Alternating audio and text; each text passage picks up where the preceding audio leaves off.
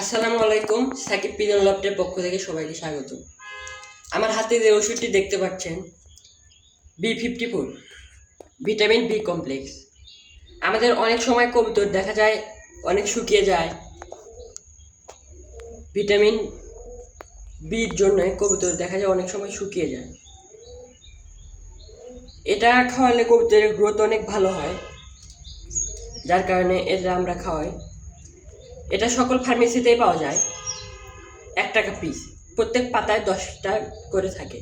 তো এটার নিয়ম প্রত্যেক লিটারে 1টা করে। এটা টানা 5 দিন খাওয়াতে হবে, 5 দিন খাওয়াতে হবে। এর বেশি খাওয়ানো আমার মতে ঠিক না। 5 দিন খাওয়ালেই কবুতরটা আগের পর্যায়ে আবার ফিরে আসবে, সুস্থ হয়ে যাবে। তো এটা ব্যতীত আরেকটা আছে B54 সিরাপ। তো ওটা যারা আমরা বেশি কবুতর যারা পালি তাদের জন্য মনে করি ওটা ইউজ করা ভালো।